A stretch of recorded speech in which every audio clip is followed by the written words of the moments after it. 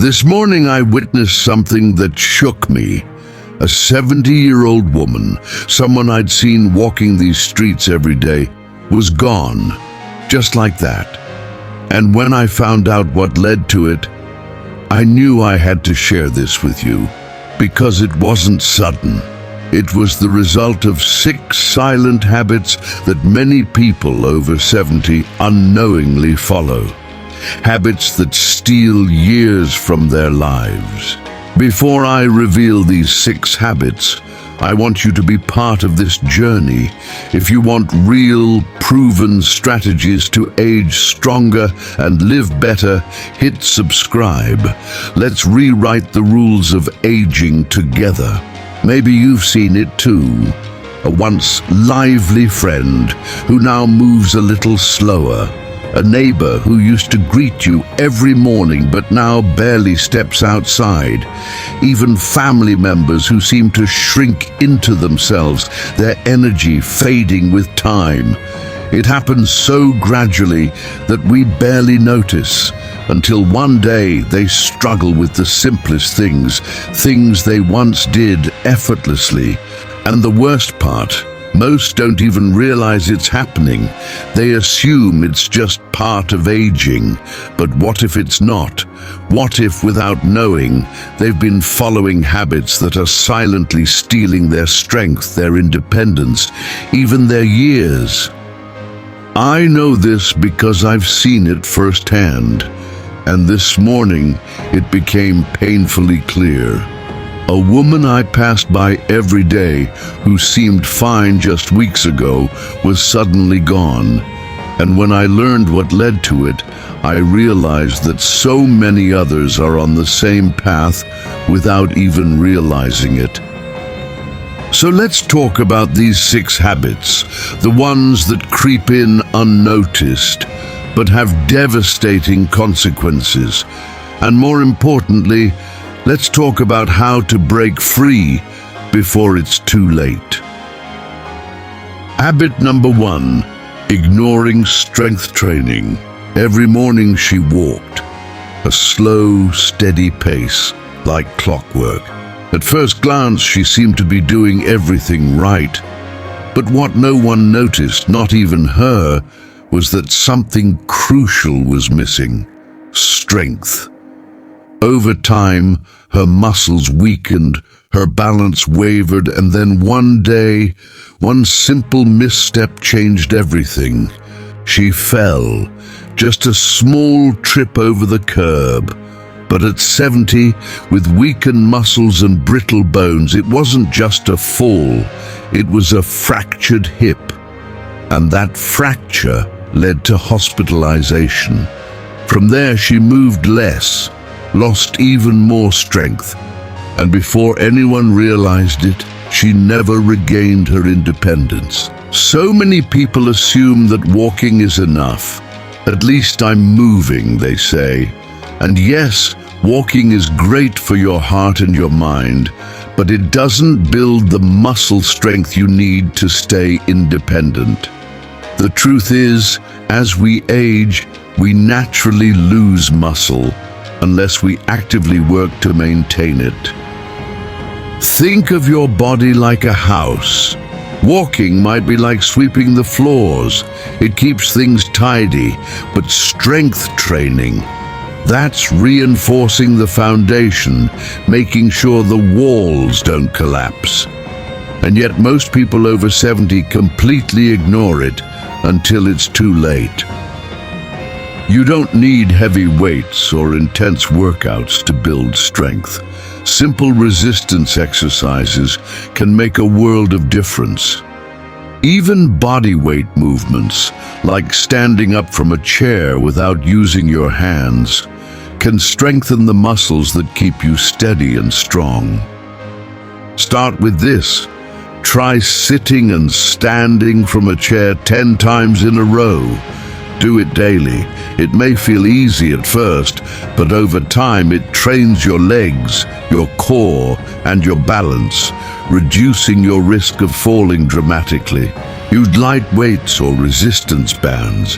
Even small movements like lifting a water bottle or stretching a band can help maintain strength. Prioritize leg strength. Your legs are your foundation. Strong legs mean better balance, fewer falls, and more confidence in every step you take. Aging doesn't mean losing strength, neglect does. And the truth is, you have a choice. You can wait until weakness forces you to stop living the life you love. Or you can take small steps today to keep yourself strong and independent. So tell me, what's one small strength-building habit you can commit to starting today? Let me know in the comments. Habit number 2, poor hydration. Every morning she carried the same coffee cup. A warm ritual, a comforting routine, but I never saw her with a water bottle. It seemed like such a small thing, hardly worth noticing. Until one day it became clear just how dangerous this habit was. Dehydration is a silent thief. It doesn't announce itself loudly. There's no sudden pain, no clear warning sign. Instead, it works quietly, slowing the mind, weakening the body, and setting the stage for serious health problems. And for many older adults, the danger isn't just dehydration itself. It's the fact that they don't even realize it's happening. Most people think thirst is the best way to know when to drink. But here's the problem. Our ability to sense thirst declines as we age. By the time you feel thirsty, you're already dehydrated. And over time, chronic dehydration can lead to fatigue, dizziness, confusion, and even an increased risk of falls. I've seen it firsthand, a simple dizzy spell that led to a fall, a moment of forgetfulness that turned into a hospital visit, a day of feeling off that spiraled into something much worse, and all of it connected to something as basic as not drinking enough water. And let's not forget the heart. When you're dehydrated, your blood thickens, making your heart work harder. This increases the risk of high blood pressure, heart attacks, and strokes, dangers that no one should take lightly. The good news? This is one of the easiest habits to change. It doesn't require expensive supplements or complicated routines. Just a little awareness and a small shift in daily habits. Drink water consistently, not just when you're thirsty. Aim for at least 6 to 8 cups a day, depending on your activity level and climate. Start your morning with a glass of water. Before coffee, before breakfast, rehydrate your body after hours of sleep. Carry a water bottle. Having water within reach makes it more likely that you'll sip throughout the day. Flavor it if needed. If plain water feels boring, add a slice of lemon, cucumber, or a splash of natural fruit juice. Limit dehydrating drinks. Coffee, tea, and alcohol can contribute to dehydration if overconsumed. Balance them with extra water. Hydration isn't just about quenching thirst. It's about protecting your body, your mind, and your independence. I've seen too many people ignore it until the consequences catch up to them. But you don't have to wait. So tell me, how much water do you drink each day? Do you think you're drinking enough? Share your thoughts in the comments, because small habits today can mean a stronger, healthier tomorrow. Habit number 3, sitting too much. She loved the simple things. Watching her favorite shows, sitting on a park bench, enjoying the breeze. It seemed peaceful, even healthy in a way. But what no one noticed, not even her, was how much time she spent sitting. Hours would pass, day after day, and little by little it started taking a toll. Her legs grew weaker, getting up felt harder. She started using the armrests to push herself out of a chair, something she never used to do. Then one day, She tripped. Nothing serious at first, just a small stumble. But it was a warning sign. Her body was losing the strength it once had, and she didn't even realize it. Most people don't think of sitting as a risk. After all, it's comfortable, relaxing. But too much sitting does something dangerous. It slows circulation, weakens muscles, and increases the risk of heart disease, diabetes, and even cognitive decline. Our bodies were designed for movement. When we sit for long periods, blood flow slows, joints stiffen, and muscles, especially in the legs, start to shrink. And when the muscles shrink, balance suffers. That's why so many falls happen not during movement, but in the moment of standing up after sitting too long. There's even a name for it, sitting disease. Researchers now compare prolonged sitting to smoking in terms of the long-term health risks. It may feel harmless, but over time, it robs you of your mobility, energy, and strength. The solution doesn't require hours at the gym.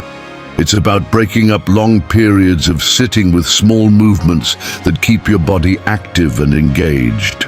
Set a timer to stand every 30 minutes. Even just standing for a minute gets blood flowing and prevents stiffness. Incorporate small movements.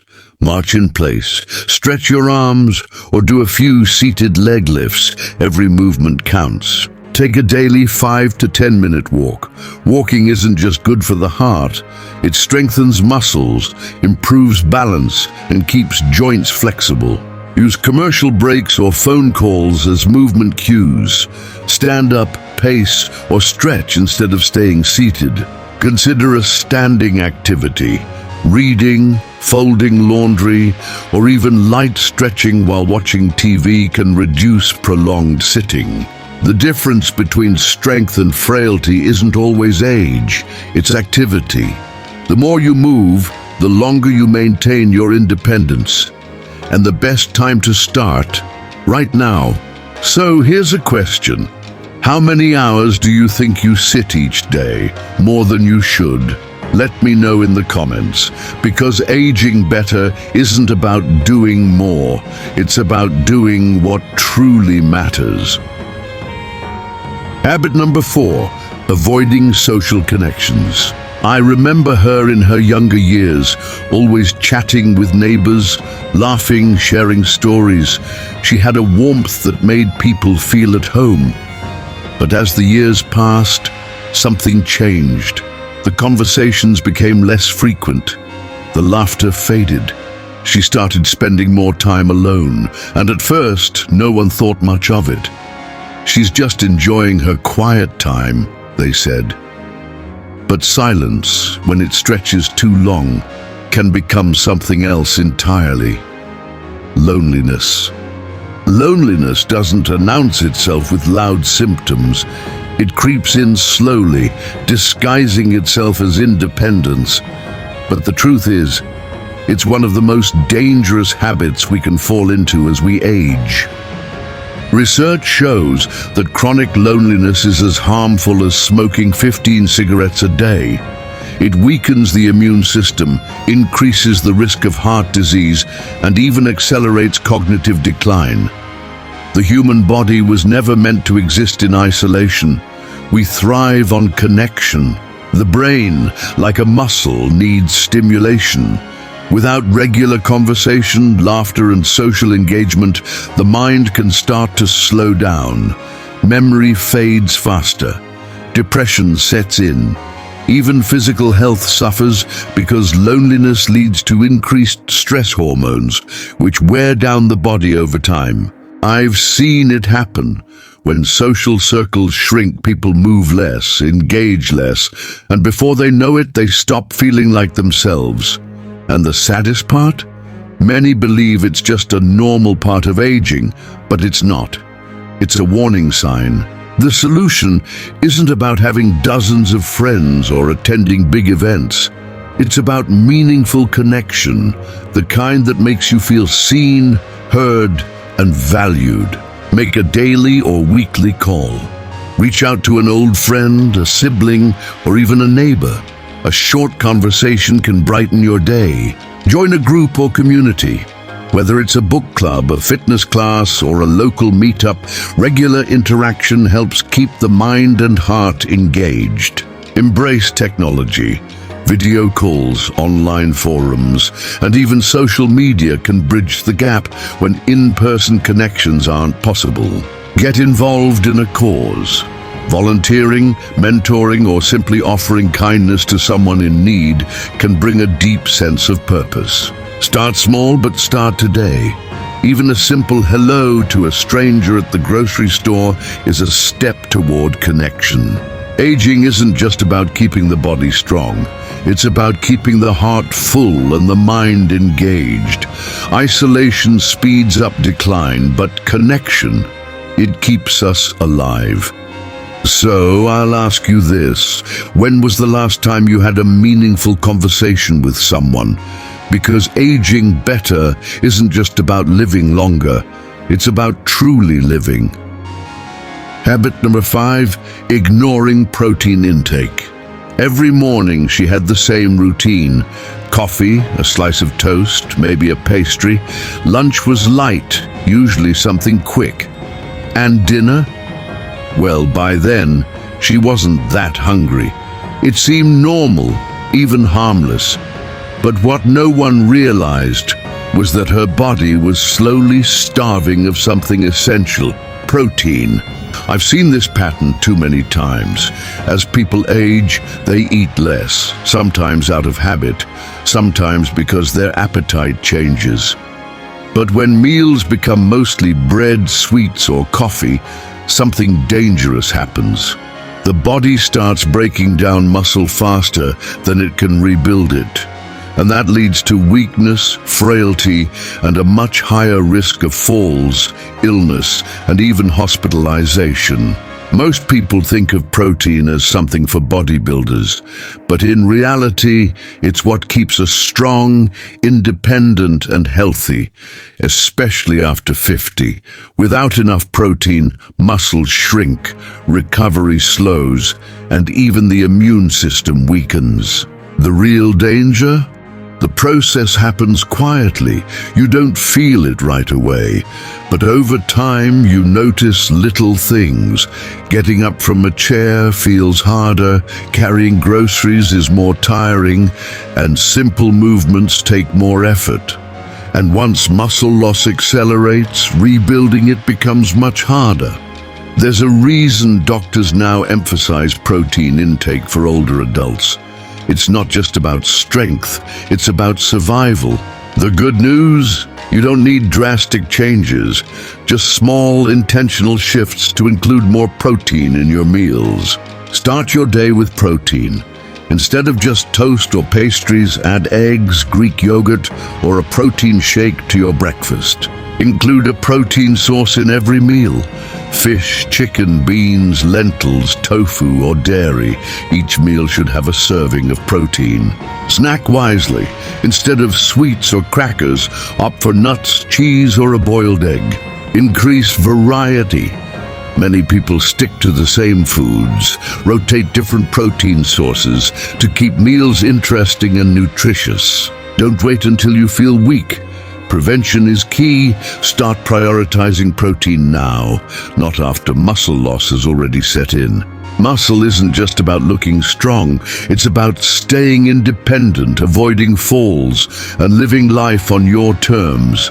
And the fuel for that? Protein. So let me ask you, how much protein do you think you're getting daily? Enough? Or could you improve? Let me know in the comments. Because aging better isn't just about adding years to life, it's about adding strength to those years. Habit number 6, accepting decline as normal. Perhaps the most dangerous habit of all isn't something physical. It's a belief, a quiet, creeping thought that settles in over time. I remember hearing her say it often. I guess this is just part of getting old. She said it when her knees started aching, when she felt more tired, when she struggled to do things that once came easily, and the more she said it, the more she believed it, until one day she stopped trying altogether. This is where aging becomes dangerous, not because of the number of years we've lived, but because of the limits we start placing on ourselves. Aging is real, bodies change, but weakness, frailty, and decline are not just the result of getting older, they are the result of habits. And when we believe that decline is normal, we stop fighting for our health. We stop moving, stop challenging ourselves, stop learning. And that's when real decline begins. Science backs this up. Studies show that people who view aging as a time of growth and possibility live longer, healthier lives. Meanwhile, those who see it as inevitable decline tend to deteriorate faster, not because their bodies are weaker, but because their minds stop pushing them forward. I've seen 50-year-olds who act like they're 80, and 80-year-olds who live with the energy of someone half their age. The difference isn't just genetics, it's belief, it's action, it's the refusal to accept decline as a given. Aging is not a sentence, it's a process, and the way you age is shaped by the choices you make every single day. Stop saying, "I'm too old for this." Instead ask, how can I adapt so I can keep doing what I love? Stay active in body and mind. Move daily, challenge yourself, try new things. Curiosity and movement keep you young. Surround yourself with people who inspire you. The company you keep influences how you see aging. Stay close to those who refuse to settle. Take responsibility for your health. Your habits, not just your age, determine your strength, mobility, and energy levels. Never stop learning. Read, take up hobbies, explore new skills. Growth doesn't stop with age. The greatest mistake we can make is assuming that just because we're aging, we should stop striving for better health, better mobility, and a better life. You don't have to accept decline as your fate. You have more control than you realize. So, let me ask you, what's one thing you've told yourself you're too old for? And what if instead you found a way to do it? Let me know in the comments. This morning I saw a life end too soon, and as I stood there I couldn't help but wonder, was it really her time? Or was it the result of small choices repeated over the years that led to this moment? The truth is, aging doesn't take us down all at once. It happens in the little things, the habits we follow, the ones we ignore, the beliefs we hold on to. But here's what you need to know. You have a choice. Will you follow these 6 habits or will you break free? You don't need to change everything overnight. Start with one, just one. Maybe today you choose to drink more water, or you stand up every 30 minutes. Maybe you call an old friend, or add more protein to your plate. Small changes, done consistently, lead to transformations you can't even imagine. Now, if this message resonated with you, I want to hear from you. What's one habit you're changing today? Drop it in the comments, because when you say it out loud, you make it real. And when others see your comment, it might just inspire them to take action too. And if you're serious about aging stronger, healthier, and more in control, subscribe. Every video is designed to give you the tools, knowledge, and mindset shifts to help you age better, not just older. And lastly, if you know someone who needs to hear this, share this video, because sometimes a simple message can change a life. We're in this together, and the best years, they're still ahead.